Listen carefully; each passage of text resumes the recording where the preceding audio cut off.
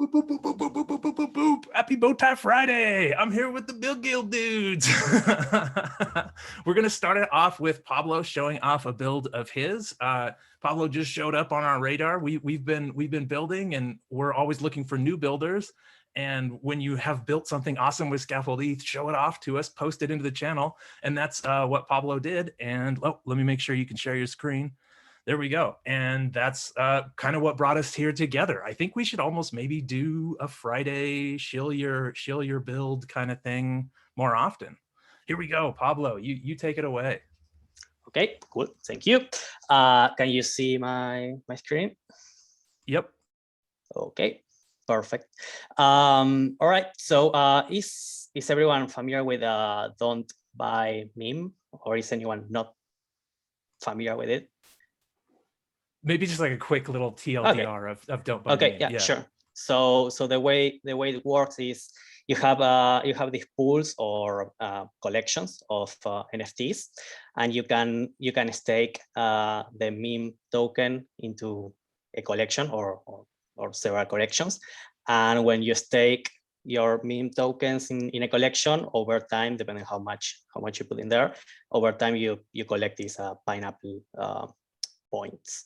And then within each collection, you have some NFTs that you can use your points to redeem, mint those tokens, those NFTs with.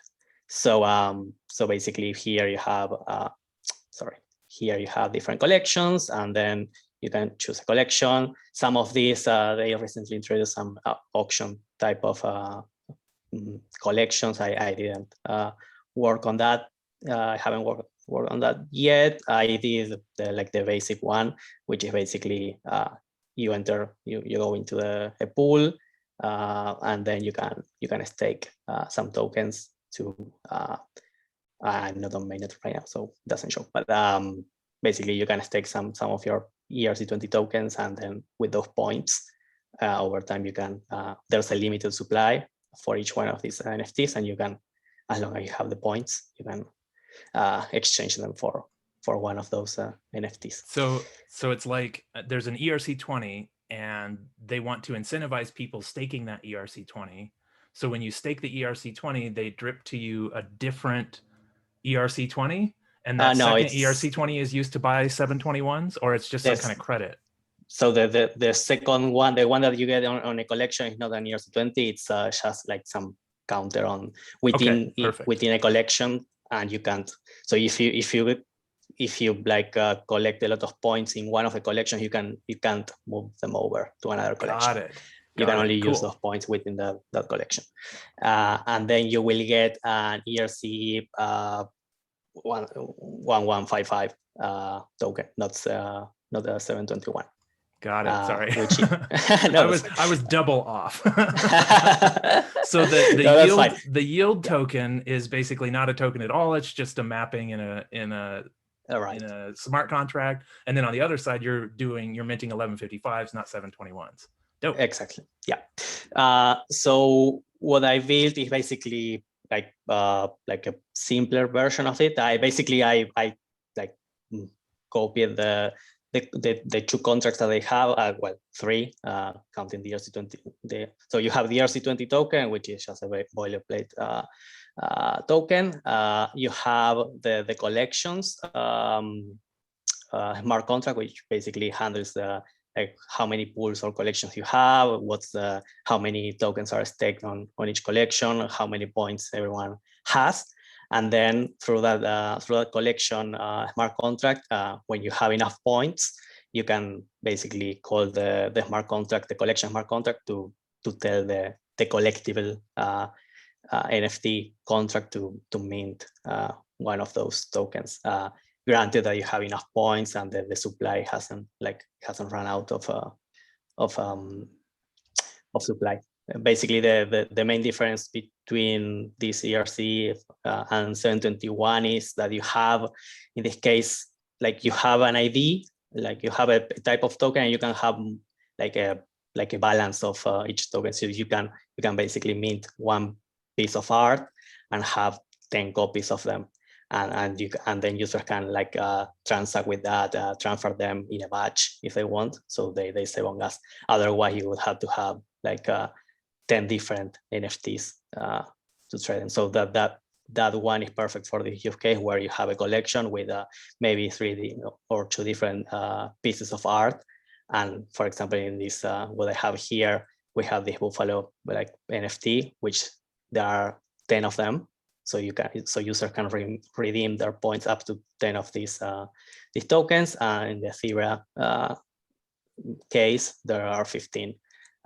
Then in this other collection, we have these 3 different NFTs. This one has a supply of 5 of 1, and this one you can see, but it's also 1. And each one has a different cost in points. So basically, going into the demo, we have like the project when you deploy it starts with minting, basically creating 3 different collections or pools. This address is the artist that created this collection, and in this case, it's always the deployer address to make it simple. We have a title for the collection. In the case of Mint, that's store off chain, but I wanted to simplify things and made it a string on the contract. But there's a bunch of information that you could like store off chain and use the ID that you have on the contract. But basically, this is the title of the collection. How many meme tokens you have staked on that collection. This image is just a placeholder, but this could also be like a carousel with all the NFTs that you have within that collection, or something a bit more artsy or whatever. So basically, what I'm going to do is I'm going to like browse one of the collections. As I showed before, we have within that collection we have 2 NFTs or 2 different like types of NFT. Like right now, there's no we haven't minted any of them, so we know that this one will only have 10 copies, up to 10 copies of them, and this one 15 copies. So in order to do that, to redeem one of them, we need to well, as always, approve the token, so we can have it staked into the contract. Let me check. My nonce is messed up, so.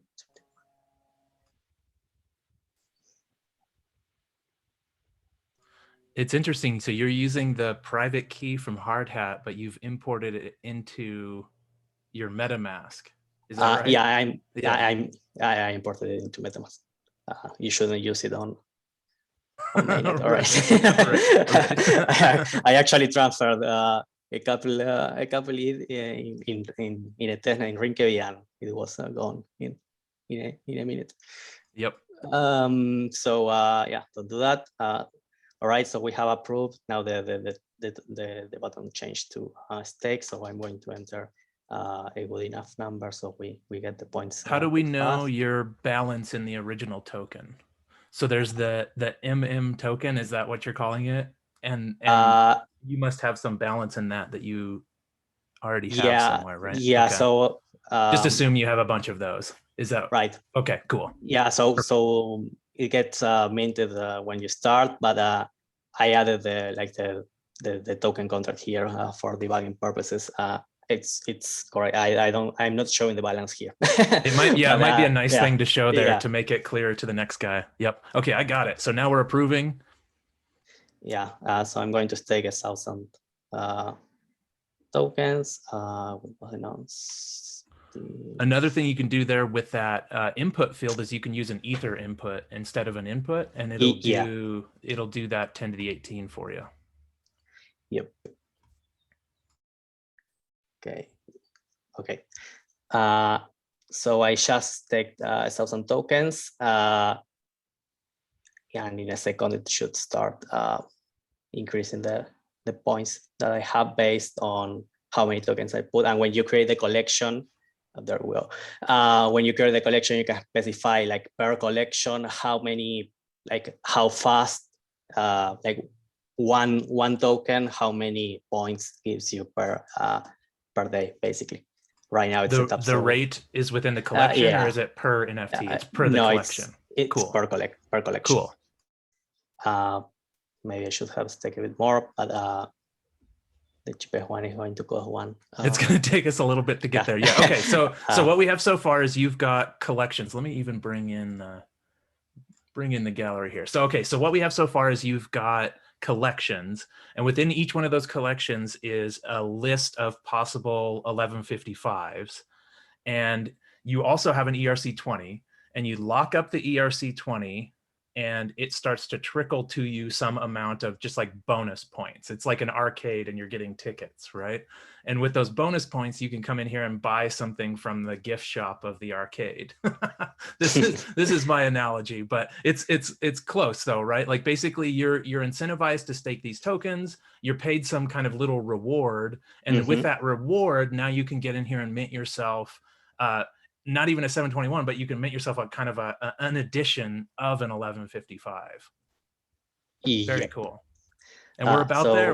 We almost got the points. Oh, and it turns blue. Nice touch. So let me show something first. So I have, this is my collectible. Basically, this is showing all the different, like all the NFTs across all the collections right now.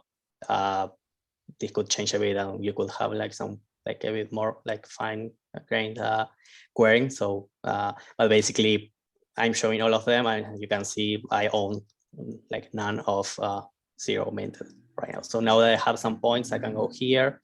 You can see I have staked 1,000. I can go in here and I can redeem this one, which I have enough points for. Can I just say I'm glad you're using Austin's illustration. They're so goofy. I love to see them in random weird places though. It's funny. So now that I did that, so I have less points now. This is going to start counting soon. It's weird that it didn't take a full. Did it take a full point? I feel like it didn't take as much as it said that it cost. Or did it just flow back that fast? Yeah, maybe it's just flowing really quick. I didn't check, but yeah, right. So now we only have 9 left because I did 1, and if I go to my collectibles, you can now see that I own 1 of 1 minted. Awesome. Yep. So basically, I don't have the UI for that, but basically I could transfer. Like if I go to the collectible debug, I could transfer that NFT that I have to someone else. And what's cool about scaffold-eth is we have like an NFT gallery. You could easily create a new deployment that's a gallery for their views, or you could copy that component in. All this stuff being on the same tooling means that there's a lot of other stuff that you can integrate and bring in here too. Awesome work, Pablo. This is great stuff. A meme clone. I like it a lot. So there's collections. Within the collections, there's 1155s. You stake an ERC20, you earn some points, and then with your points, you can buy editions of the 1155s. Very awesome. So where's the stake money? Does the staked money in this case just get locked up in the contract? But technically, you'd want to be putting it in some strategy to be kind of earning. Like there must be a reason they're staking, and that's what you're rewarding with all of this stuff, right? Yeah, so right now, at least how Don't Buy meme works is basically that those tokens are stored into the contract, and basically you can do anything with do anything with them. There's also the option I did, like there's the code, but I didn't integrate the UI. You can also set per collection how much, like you can also have a like minting an NFT cost the points plus some ETH, and with that ETH you can set up how much that goes to the artist and how much goes to the platform. Programmable basically. money. It's so cool. You like one line of solidity. You can change that. Awesome. Okay, yeah. So I was thinking of this differently. That ERC20 is probably not the meme token. It's probably the LP for the meme token. Like you have them lock up the meme token, you get the LP token, and then this thing says if you stake your LP token, we'll leak points to you. Yeah. So I don't know if must be what it is. I don't know if they still do it, but originally at the beginning you had 2 pools. One of them was with the meme token, and the other one was with LP tokens. Okay. I can't remember the combination, but Awesome. you could also store LP tokens. Well, thank you, Pablo. That's an awesome build, man. I'm excited to see what's next, and we'll try to wrangle you in and get you building more scaffold-eth stuff for sure. Sure. All right. Next up, what's that? Excuse me. Go ahead. I was going to say it's cool to see. So we've obviously done quite a lot of ELC 721 stuff, but it's cool to see 1155 just as a bit more of a flexible standard. We get to build into more of the other branches or whatever. We should. Yeah, we have not done enough 1155 stuff. That's definitely something we should do more of for sure. Also, I'm curious how this bonus is calculated. Is it increasing by constant rate, or it depends on the tokens you put? So it increases constantly based on like how many, like the rate that is set on the collection and how many tokens you put. There's a limit to how many tokens you can put. On the smart contract, it's not calculated. It's only calculated when someone like submits a transaction to the contract, so you don't get the latest information. So that there's some like front end like calculations that I had to do to keep the rate. I see. Okay. Yes. And probably it's a bit buggy. So you weren't even reading. Usually what I do with the timing is I'll have a read function and it'll read what the current balance is, but you were calculating it in the front end because it was auto updating, and it wouldn't auto update locally unless you were making transactions. So you had some magic in the front end there that just said, this was the time it started, and I just know this is what the balance is going to be. It's not that you read from the contract to get that. Neat. Yeah. Okay. Nope. I should have opened it up for questions. Any other questions, or should we move on to Isaac? All right. I think go ahead. Like the front end project that Pablo's doing actually like must be helping a lot with the polling and the like it'll be lighter on the browser rather than reading it every second constantly as the blocks are getting mined. Yeah, definitely. Yeah. Word. Yeah, no, the new on block stuff that's another one of those like quality of life things I was talking about with Adam, where like I probably would have never taken the time to clean that up, but now that it's cleaned up, it's like 95% more efficient. Like it's so much better. You want to be building off the master branch if you can, because there's a lot more efficiencies, and if you look at the network tab, it's a lot quieter. Yeah, the one area I was thinking about that though was like if anyone's like deploying to Polygon or like BSC or whatever, which have got like one second blocks, like it's still going to be going crazy, right? Like I was thinking that then you might actually still want to. It might be too heavy to be polling every block. Interesting. Interesting. Well, all right, Isaac, with Pátronage, you have to put a little accent on every vowel if you write the word patronage, but then put an accent on every vowel. Yeah.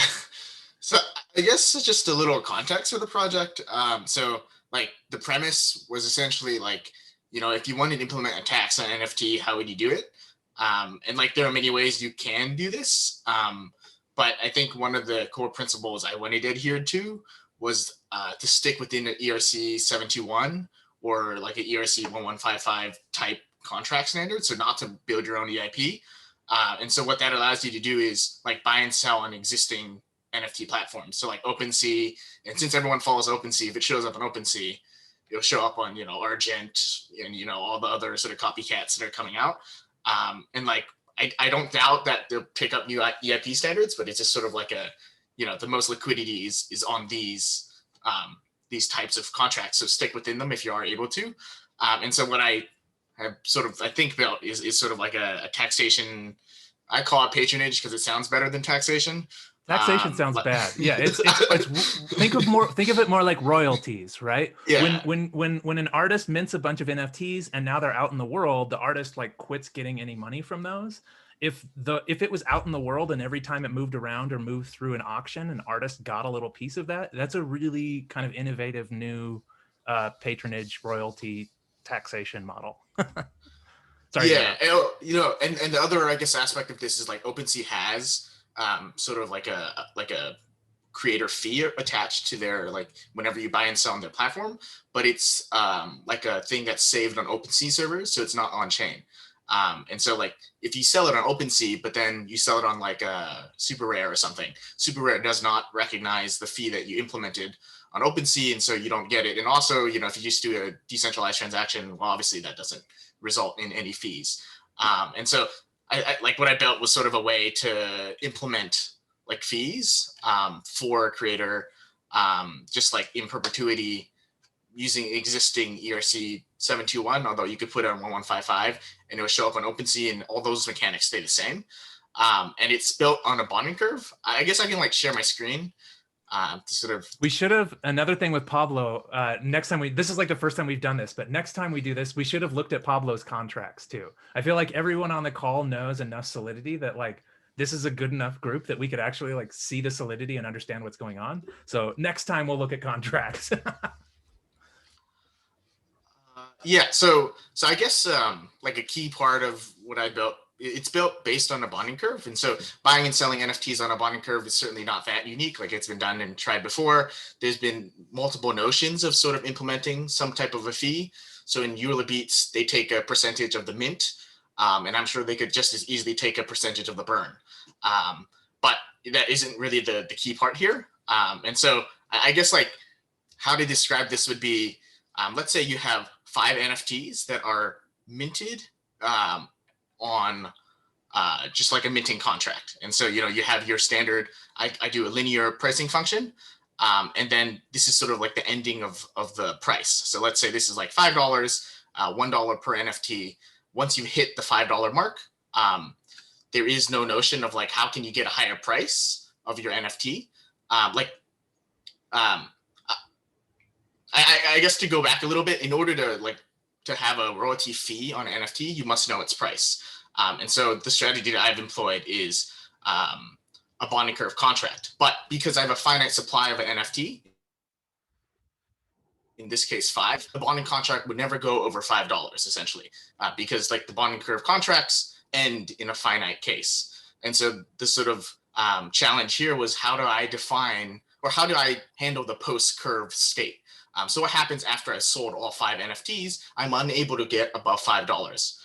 And so what I sort of implement here is like a lagging sort of pricing function. And so let's say, you know, this bonding curve has ended. It has 5 NFTs. It sold all 5. And so, you know, people you wouldn't expect them to buy and sell necessarily just on your curve. They might buy and sell on OpenSea, for instance. So let's say the next OpenSea sort of transaction hits this number. And so, you know, they're paying like $8, for instance, for this NFT. And so the OpenSea sort of pricing function does not match your on contract or your on chain pricing function. But what happens is in the background, there's a sort of time-based counter going on in the background. And so if the market decides that, you know, this NFT is worth the money, someone is willing to pay that time-based fee on the NFT, and all those fees get added to the contract. And so the contract pricing function also increases over time. And so it'll always be lagging, because you expect the pricing to sort of happen not on the contract per se, but off contract on sort of OpenSea, all your platforms. But over time, your on contract price will match sort of the open market price, and you're able to price based on that contract price. And so with this sort of implemented, you're able to now implement fees on NFTs using sort of standardized mechanisms. I'm not sure how much of that actually made sense. Yeah, no, I think you did a good job there. I think so. If I had to do a TLDR, I would say that let's think of just the normal bonding curve first, and we sell 1,000 punks on the bonding curve. And what's cool about that bonding curve is if you buy early, it's cheaper. If you sell later, you can make money. But like, people can buy and sell, and there's always liquidity on that curve.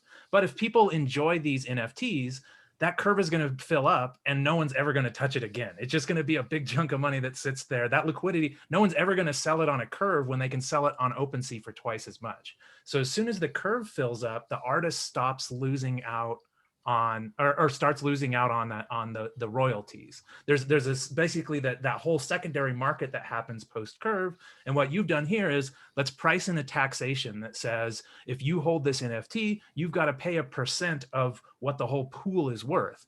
And then if it gets higher and sells higher and higher, that pool is going to continue to be worth more. So the taxes are going to continue to be higher. Is that about right? And then we should really dive into how you collect taxes, how you price taxes. In a very early version of this, you guys will love this. In a very early version of this, he had it set up so when you sent it, like when you initiated the send, if someone was delinquent on their taxes, it burned their NFT to zeros on them. So they would like mean to send it to someone and accidentally burn it, and it would like fall out from underneath them. It's like, ooh, we got to fix that UX. Like that's not going to work. But now because of that, there's probably going to have to be some kind of liquidation that happens. And go ahead and take it from there. Yeah. So I guess like part of this, like part of the royalty mechanism is you must collect you must collect sort of fees. And so like there are two ways to do this. One is sort of you know, like there's been a bunch of these sort of transfer tokens that have like cropped up. I think like SafeMoon, for instance, is technically a transfer token. And so like essentially what happens here is you know, you have an NFT and you try transferring it. If you're delinquent, you will be unable to transfer it. You must pay your fees first. And so if I just buy up all of these real quick. We're supposed to keep those robots secret, so don't don't show anyone. Yeah. So if I like buy up all of these and then I try transferring it to myself, it won't allow me to do so because I haven't paid any of the. Yeah. So please pay your patronage. And so what happens is you go in, you have to pay your fee, you deposit. So if I say 1 and I deposit 1, great. And so I can check my balance. And great. So like, this is how much I owe. And so this is just, I think I set it like 5% a year. And so like, you know, like I think there are better pricing functions to do this, and it's really passive, but it's sort of like that for now. And so now I'm able to actually transfer. So yeah, I just transferred it to myself. So it still shows back up here. But of course this works, you know, if you have a, you know, your incognito tab open or whatnot. And so this is sort of the active. So this would be like, you know, like in a naive case, let's say someone, you know, doesn't know about, you know, contract wrapping, and you can just wrap an NFT in another NFT contract. Like this would be the strategy to sort of collect fees. But in the case where you have a smart fellow who comes along and says like, I'm going to outsmart your system, I'm going to break it down. There's like another feature of where the artist or whoever the sort of person, the creator, they can go in and manually collect the fee. So you could imagine someone just wrapping the NFT in another contract and saying like, it's just like a smart contract that takes in the NFT, locks it up, and then eventually they can unlock it. That would prevent you, that would allow you to transfer NFT without paying the fee. And so this would go in and say like, this is your contract, this is your NFT ID. If you haven't paid taxes and I'm noticing this as a creator, I can go ahead and just liquidate you, meaning I'll burn you. I'll send your thing to 0 if you don't pay, essentially. And so like that way you're able to enforce fees without it being like a looming thing, but it must be something that you have to implement because otherwise no one would pay the fee. So all the mechanisms are in place for liquidation, but it is not the default sort of method. And the liquidation is different. I think I want to dig into that a second. Like there's kind of like this owner heavy model here where the artist can do some special stuff and only the artist can do some special stuff. But regularly the liquidations should be happening on their own by the ecosystem. But you're saying if the ecosystem totally like, I don't know, figures out a way to grief your contract or grief your community and no one can initiate it, then the artist itself can get in there and initiate the liquidation. And there's even like a different price that happens there where the artist is paid back even more or something like that. I think I remember you saying. Yeah. So I think this was the deal with like just high gas prices. So if the artist has to initiate a fee sort of collection, they get, I think, double the amount. I guess I should also mention that like every time that a transfer happens, the creator gets leaked a little portion. And so all this leakage, of course, comes from underneath the curve. And so the artist or creator is incentivized to like maintain this like area under the curve, because if it's higher, they get more, and like everyone else also benefits from this. And so every time that they collect a fee, they get some percentage. And this happens automatically with the before token transfer hook that you have in the smart contract. But if they have to initiate it themselves, because that will cost them a little bit, they're incentivized. I think they get double the amount. And then also if they have to liquidate someone because they shouldn't be like afraid to liquidate it, they get half the current burning price of the NFT, and then the other 50% gets left in the curve. So everyone benefits in a sense. Awesome. So what about, let's see. So there's kind of two different modes here. There's bonding curve mode, where there's liquidity in a curve and people can buy and sell, and it gets more expensive as more people buy, and it gets less expensive as people sell. But also, because of the fact that you have money locked up in the contract, you can do this really interesting leaking mechanic where on any transfer, a little bit leaks from the curve. You couldn't normally do that. If you just had an ERC 721, you could hook into their transfer function. But to be able to hook into their transfer function and actually send value to someone, you would need value to be locked up in the contract. And that's exactly what you have with that bonding curve. So combining those two things is like really powerful. You have the liquidity of the curve and it leaks on transfer. Could you show us the on transfer in the smart contract, like how to hook in? There's like a before function or something like that where you can hook into right before the NFT is transferred. In an early version, you said, if you haven't paid your taxes, I'm sending it to zeros.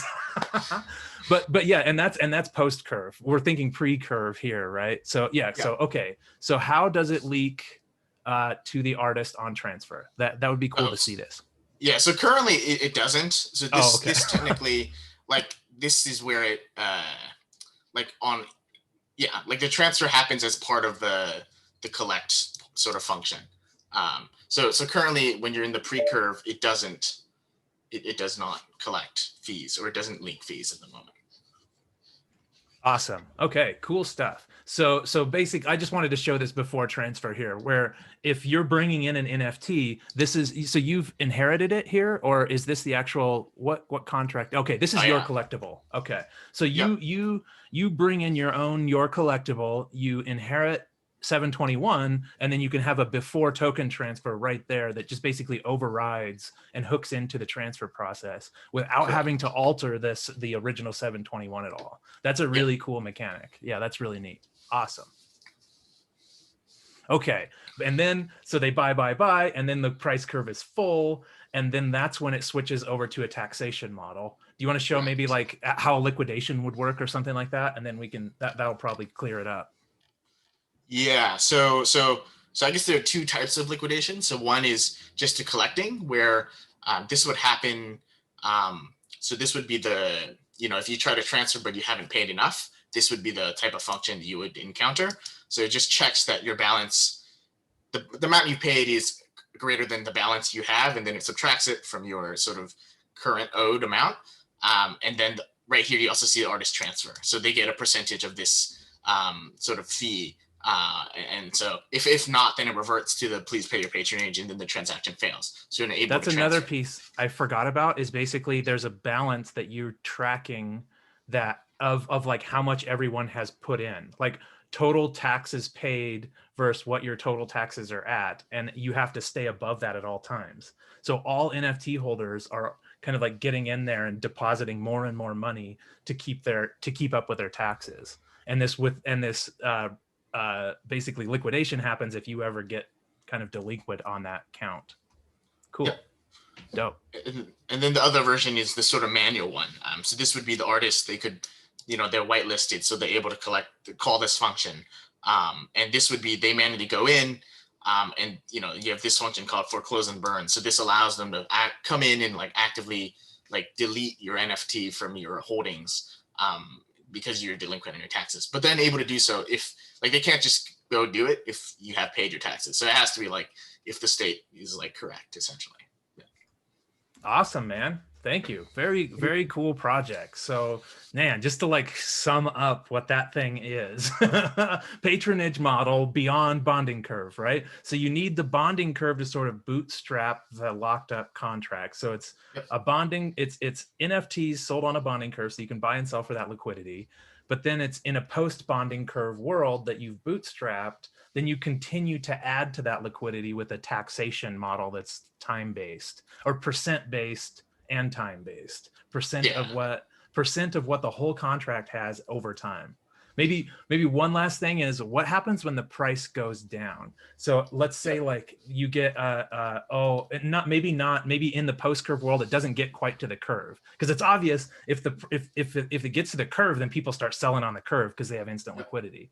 But if the price is above that, they're still selling out on OpenSea. But let's see, it's below the current price but above the curve price. What happens to adjust there? Someone sells? Yeah, in that case, people would eventually sell on the curve. And so because you're taking a percentage based, like you're using the pricing function, what happens is as you sell, the price also goes down. And so your taxation would be on a lower price. And so eventually, or the royalty fee would be on a lower price. So eventually you'd hit a price where, someone would be willing to actually pay that royalty fee. It'd be a much lower price overall. And so it ends up, I think, in a sort of a free market scenario, it does end up, equalizing with whatever market outside price would be. Awesome, dude. Well, good work on this, man. Hopefully I think you're gonna keep working on this for a while. You even have like a white paper going. I think what we should do is like figure out how to deploy something on some chain with this method. Like maybe we could do those robots, something like that, like where maybe we do it on a side chain. I don't know exactly, but I think that we should continue to build on this and see where it goes in the future. Sure. I'm stealing the screen back just real quick, just to give Isaac a little congratulations. So here's the Build Guild page, but if we go over to builders, there's a new builder added. It's Pile of Scraps. Good job, Isaac, for building this stuff. Hopefully we can have you build some more stuff too. It's good to have you on this list. We'll try to get Pablo on this list next. All right, guys. Yes. So